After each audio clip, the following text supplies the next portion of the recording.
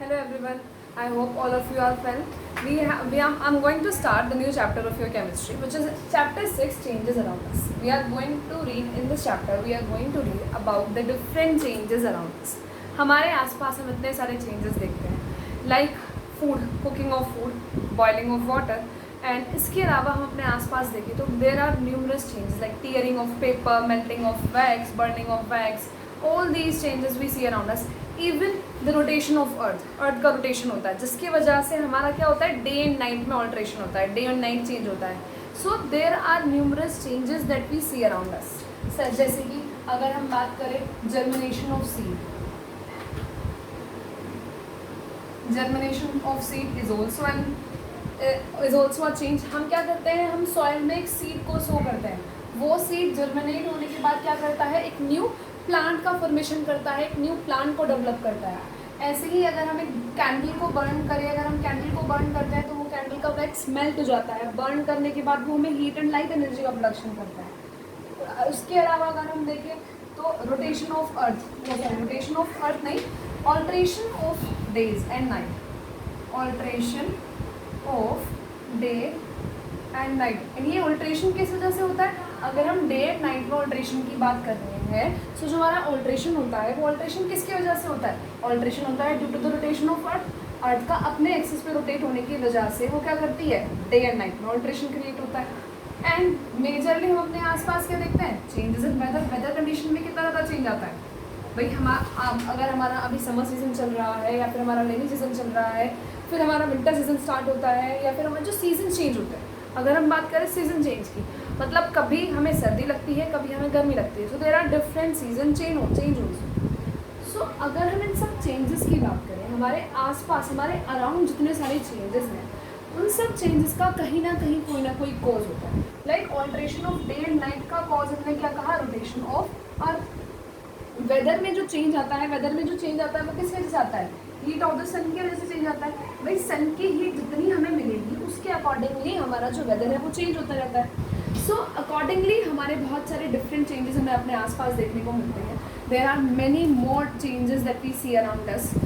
उसमें हमारा साइज़ का भी चेंज हो सकता है. लाइक हम एक बलून की बात करें, मतलब अगर कोई भी अपने आसपास चेंज देखते हैं तो उन चेंजेस में हमें डिफरेंट तरह के चेंजेस देखने को मिलते हैं. लाइक साइज़ का चेंज.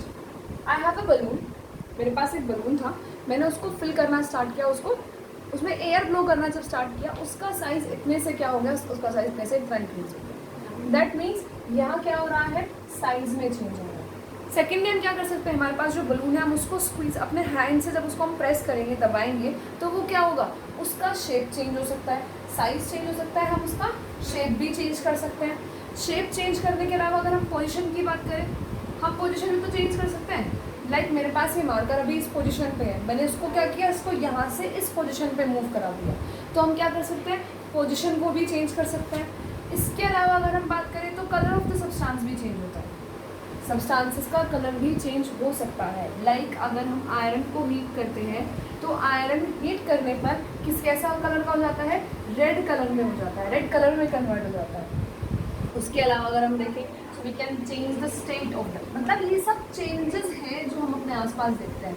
साइज़ में चेंज आ सकता है, शेप में चेंज आ सकता है, किसी ऑब्जेक्ट की पोजीशन में चेंज आ सकता है, उसके कलर में चेंज आ सकता है, उसके स्टेट में चेंज आ सकता है. What does it mean by state, हमने इसकी मैटर की 3 स्टेट पढ़ी है, solid, liquid and gas.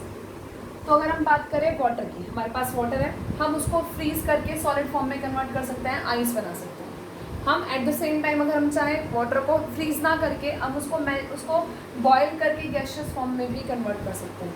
So changes में मैटर का स्टेट भी चेंज हो सकता है. एंड समटाइम्स इसके अलावा अगर हम बात करें, कभी कभी ऐसा होता है कि हमारे मैटर की, हमारे सब्सटेंस की इंटरनल स्ट्रक्चर भी चेंज हो जाती है.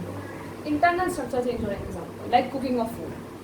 हमने कोई वेजिटेबल बनाई, हम क्या करते हैं, रो वेजिटेबल्स मार्केट से खरीद के लाते हैं. मार्केट से जो वेजिटेबल्स आती हैं वो रो होती हैं, मतलब कच्ची वेजिटेबल्स होती हैं. उनको जब हम कुक करते हैं तो कुक करने के बाद उनका क्या हो जाता है, उनका कॉम्पोजिशन चेंज हो जाता है. हम उसमें स्पाइसेस भी ऐड करते हैं, वो उनकी इंटरनल स्ट्रक्चर में बिल्कुल चेंज आ जाता है. इसके अलावा हमारे आसपास बहुत सारी ऐसी केमिकल रिएक्शंस होती हैं जिन केमिकल रिएक्शन की वजह से हमें अपने इंटरनल स्ट्रक्चर को में चेंज देखने को मिलता है। हम पढ़ने वाले इंटरनल स्ट्रक्चर में चेंज कैसे आता है वो सब आगे पढ़ेंगे। So these are the changes with that we see around us. अब हम क्या करेंगे, हम चेंजेस को क्लासीफाई करेंगे कि कैसे कैसे चेंजेस हमें अपने आसपास देखने को मिलते हैं। सबसे पहले अगर हम क्लासिफिकेशन की बात करें तो हम देखते हैं चेंजेस दो तरीके के होते हैं। There are two type of changes.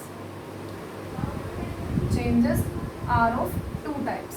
First one is reversible change and the second one is irreversible change.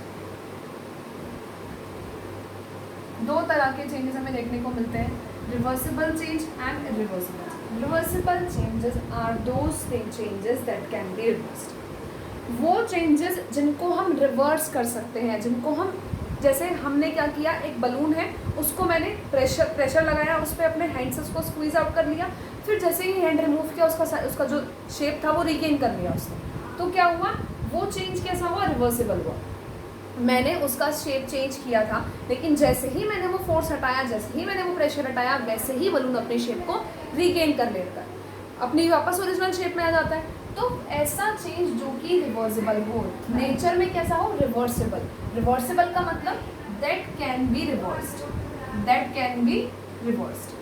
वो चेंज जो कि नेचर में हमारा क्या हो सके, रिवर्स हो सके, जो कि चेंज हो सके, जो वापस से अपने ओरिजिनल स्टेट में आ सके, वो चेंज क्या कहलाता है, हमारा रिवर्सिबल चेंज कहलाता है। लाइक अगर हम बात करते हैं वाटर की, वाटर को हम क्या कर सकते हैं, आइस में कन्वर्ट कर सकते हैं।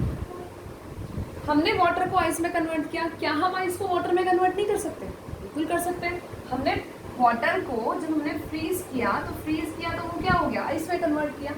अब अगर हम आइस को मेल्ट करा दें तो मेल्ट कराने पर वो वापस से किस में कन्वर्ट हो जाएगा, वाटर में कन्वर्ट हो जाएगा। So this is also a reversible change. So reversible changes are those changes that can be reversed.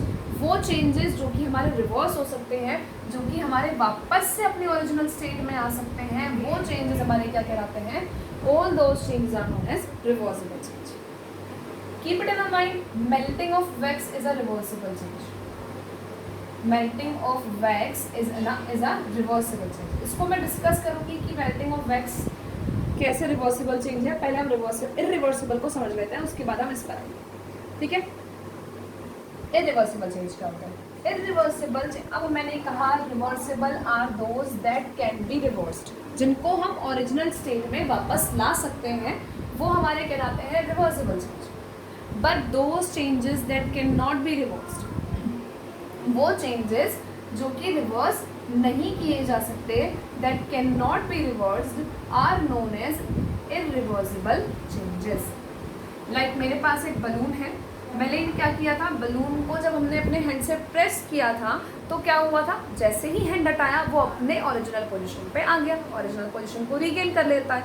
लेकिन अगर मैं उस बलून को बर्स्ट कर दूँ, उसमें मैंने एक पिन से उसको क्या किया, किसी भी शार्प निडल से मैंने उसको बर्स्ट कर दिया, तो क्या हम अपने ओरिजिनल बलून को वापस ला सकते हैं, नहीं। We can not regain its original state, हम उसको उसकी ओरिजिनल स्टेट में वापस से कन्वर्ट नहीं कर सकते। That is why this change is known as irreversible change. Okay, ऐसे ही अगर हम बात कर रहे हैं, लाइक बहुत सारे ऐसे वाले चेंजेस होते हैं। Cooking of food, cooking of food is also a irreversible change. जो फूड एक बार कुक हो गया, क्या आप रॉ वेजिटेबल्स उसे वापस बना सकते हो, नहीं बना सकते। लेकिन अगर हम बात करते हैं इरिवर्सिबल चेंज में, अगर हम देखें इरिवर्सिबल चेंज में burning of paper, burning of paper, हमने पेपर को बर्न किया, पेपर को बर्न करने के बाद क्या हम पेपर दोबारा बना सकते हैं, नहीं बना सकते। Tearing of paper is also a irreversible change, tearing of paper वो भी हमारा इरिवर्सिबल चेंज है। एंड जो मैंने यहाँ पर लिखा था मेल्टिंग ऑफ वैक्स, उसको में अगर दो चीज़ें होती हैं, हम जब एक कैंडल को बर्न करते हैं, एक कैंडल में दो चीज़ें साइमल्टेनियसली होती हैं, वैक्स मेल्ट भी होती है एंड वैक्स बर्न भी होती है। Melting of wax and burning of wax, I have said that melting of wax is a reversible change. Melting of wax is a reversible change, while burning of wax is a irreversible change. Melting of wax और burning of wax में difference है। हमने क्या किया, हमारे पास एक candle है, हमने उसको बर्न किया। दिस इज अ कैंडल, ये उसकी विक है हमारे पास। हमने जैसे ही इसको बर्न करना स्टार्ट किया, ये फ्लेम प्रोड्यूस कर।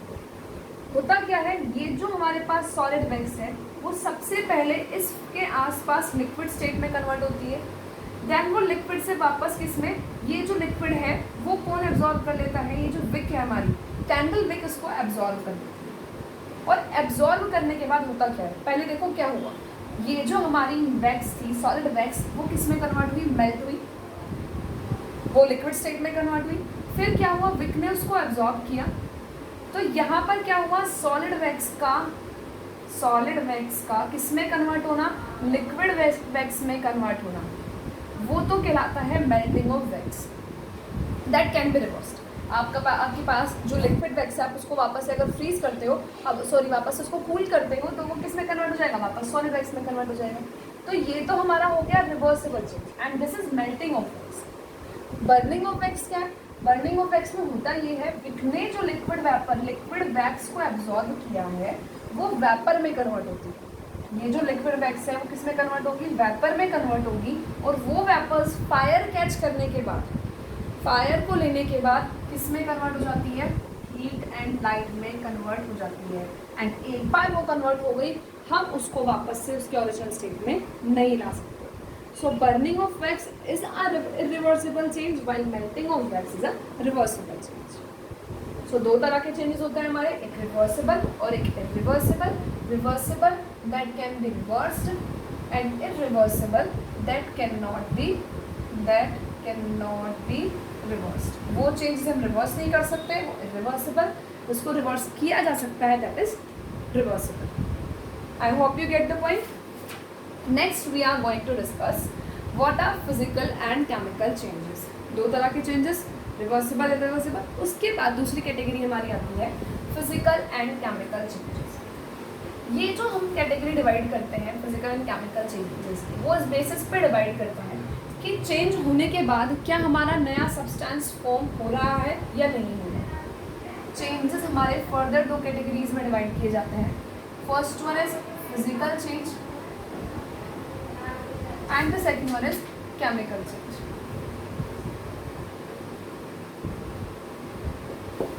Physical change, the change in which no new substance is formed. No new substance is formed. वो चेंज जिसमें नए सब्सटेंस का, न्यू सब्सटेंस का फॉर्मेशन नहीं होता है। जो हमारे पास सब्सटेंस था, either it will get change its state, उसकी या तो स्टेट चेंज हो जाए, या उसकी शेप चेंज हो जाए, या उसका साइज चेंज हो जाए, लेकिन कोई नया प्रोडक्ट नहीं बन रहा है। उसका केमिकल कॉम्पोजिशन पे कोई भी इफेक्ट नहीं है। No change in its chemical composition. उसके इनसाइड, जो उसके अंदर जो कॉम्पोजिशन है, उसके जो अंदर केमिकल पार्टिकल्स प्रेजेंट है, उनमें अगर कोई चेंज नहीं आता है तो वो चेंज हमारा कहलाता है physical change. And the change in which new substance is formed. New substance is formed. वो चेंज जिसमें हमारे नए सब्सटेंस का फॉर्मेशन होता है, वो हमारा कहलाता है chemical change. And all the chemical change involves the change in its chemical composition. Involves the change in its chemical composition. मतलब यहाँ क्या होता है, यहाँ हमारे पास जो भी सब्सटेंस है उसका केमिकल कॉम्पोजिशन चेंज हो जाता है। एग्जाम्पल समझते हैं फिजिकल चेंज का example. Water convert into ice. ठीक है, वाटर हमारा अगर हम बात करें तो वाटर का अगर हम यहाँ फॉर्मूला देखते हैं तो होता है H2। उसको हमने फ्रीज किया, फ्रीज करने पे वो किस में कन्वर्ट हो गया, आइस में। लिक्विड स्टेट से सॉलिड स्टेट में चला गया। ठीक है, H2O से H2O ही रहा, बस यहाँ चेंज क्या हुआ, वो लिक्विड से अपने सॉलिड स्टेट में कन्वर्ट हुआ है।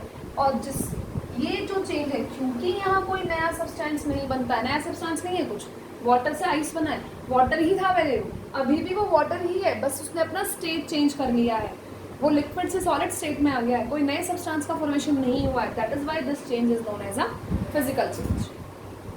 Most of the physical changes are reversible in nature. बहुत सारे, ज़्यादातर हमारे जो फिजिकल चेंजेस होते हैं वो नेचर में कैसे होते हैं, रिवर्सिबल होते हैं। But majority of them are also, मतलब बहुत सारे हमारे कुछ ऐसे चेंजेस भी हैं, ऐसे फिजिकल चेंजेस भी हैं जो कि नेचर में रिवर्सिबल नहीं है।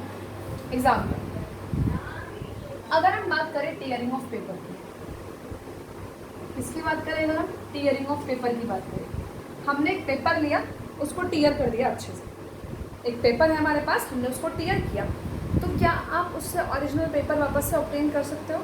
शीट जो हमारे पास थी वो ऑब्टेन कर सकते हैं? No, we can not obtain that. But कोई नया सब्सटेंस भी नहीं बनता है। भाई पेपर को हमने टीयर किया है, पेपर जस्ट पीसेस में कन्वर्ट हो गया, कोई नया पेपर फॉर्मेशन नहीं हुआ, कोई नई चीज़ बन के नहीं आई हमारे पास। क्या हुआ? वो जस्ट टीयर हो गया। एक तो सबसे पहली बात, यहाँ हमारा नो न्यू सब्सटेंस फॉर्म, कोई न्यू सब्सटेंस नहीं बनता है। सेकेंडली, ये चेंज कैसा है, इरिवर्सिबल है। तो ये होगा तो फिजिकल चेंज ही, क्योंकि नया सब्सटेंस नहीं बन रहा है। But this physical change is irreversible in nature. Okay, तो फिजिकल चेंजेस कौन से होते हैं? वो चेंजेस, हमारे आसपास के वो चेंजेस जिसमें कोई नए सब्सटेंस का फॉर्मेशन नहीं होता, केमिकल कॉम्पोजिशन में चेंज नहीं आता, वो हमारे कहलाते हैं physical change. Example, evaporation, boiling. Evaporation क्या होता है? वाटर का वेपर में कन्वर्ट होना। बॉइलिंग की प्रोसेस से हम वाटर को वेपर्स में कन्वर्ट करते हैं। कंडेंसेशन, कंडेंसेशन का मतलब क्या है? हमारे पास जो वेपर्स हैं हम उनको कलेक्ट करें, उनको कूल करें तो वापस से वो लिक्विड स्टेट में कन्वर्ट हो जाएगा। This is what happens in the nature. Nature में ऐसे ही तो होता है। हमारे जो रिजर्वियर्स हैं, रिजर्वियर्स से वाटर वेपर में कन्वर्ट होता है, वो ऊपर जाता है, ऊपर जाने के बाद वो कंडेंस होकर किसका फॉर्मेशन करता है? कंडेंस होने के बाद वो हमारा वापस से लिक्विड फॉर्म में कन्वर्ट हो जाता है, जो कि रेन के फॉर्म में अर्थ पर वापस आ जाता है। ठीक है, so these all changes are the physical changes. Next we discuss the chemical change. Chemical change की अगर हम बात करें, so chemical changes are those changes sorry, chemical change वो चेंज होते हैं जिसमें हमारे न्यू सब्सटेंस का फॉर्मेशन होता है। न्यू सब्सटेंस एक्चुअली होता क्या है, यहाँ पर टिपिकली केमिकल रिएक्शन होती है। क्या होती है यहाँ पर? केमिकल रिएक्शन होती है। केमिकल रिएक्शन का मतलब, हम क्या करेंगे, हम एक इनिशियल प्रोडक्ट लेंगे, विक्टे का इनिशियल प्रोडक्ट, और वो जो हमारा इनिशियल प्रोडक्ट है वो किस में कन्वर्ट हो जाएगा? That will convert into the final product. वो कुछ नए प्रोडक्ट का फॉर्मेशन करेगा, like cooking of food. Cooking of food को जब हम कुक करते हैं, हम जो मटेरियल्स यूज़ करते हैं, these all are raw materials. Raw materials हमने वेजिटेबल्स वगैरह यूज़ की, स्पाइसेस यूज़ किए, लेकिन हमारे पास क्या आता है? कुछ नया कुक्ड फूड बन के आता है, कुछ नया प्रोडक्ट बन के आता है, उसकी कॉम्पोजिशन में, पार्टिकल्स की कॉम्पोजिशन में भी चेंज आता है, इसीलिए वो चेंज कैसा कहलाता है? Chemical change. जो हम इनिशियल प्रोडक्ट यहाँ पर, इनिशियल चीज़, इनिशियल सब्सटेंस जो हम लेते हैं, बात भी नहीं अगर बोलेंगे तो हम यहाँ बोलते हैं इनिशियल हम जो सब्सटेंस लेते हैं, that substance is known as reactant. एक केमिकल रिएक्शन में जो हम इनिशियल सब्सटेंस लेते हैं उसको बोला जाता है reactant, and the final substance that form, और वो फाइनल सब्सटेंस जिसका फॉर्मेशन होता है उसको बोला जाता है प्रोडक्ट। तो केमिकल चेंज में क्या हो रहा है? केमिकल चेंज में हो रहा है हम एक रिएक्टेंट डाल रहे हैं, और वो रिएक्टेंट किस में कन्वर्ट हो जाता है? वो रिएक्टेंट प्रोडक्ट में कन्वर्ट हो जाता है। So this type of change is known as a chemical change. Okay, majority of the chemical changes are irreversible in nature. Nature में कैसे होता है? Irreversible. Like cooking of food is irreversible. You know that cooking of food, हमने जो food cook किया उसको वापस से डिलीट नहीं कर सकते। ठीक है, burning of paper, tearing and burning, there is a difference. हमने पेपर को टीयर किया था तो कोई सब्सटेंस नहीं बना, कुछ नया सब्सटेंस नहीं बना, लेकिन अगर हम पेपर को बर्न करते हैं तो पेपर को बर्न करने में क्या होता है? वो गैसेस को रिलीज करता है, साथ साथ में वो जब बर्न होने के बाद ब्लैक कलर की एशेस रह जाती हैं उसमें, तो these ashes are not exactly the paper, composition change हो चुकी है, इसीलिए बर्निंग ऑफ पेपर क्या कहलाता है? हमारा केमिकल चेंज कहलाता है। These two type of changes are there, reversible और इरिवर्सिबल थे। रिवर्सिबल इरिवर्सिबल किस बेसिस पे थे?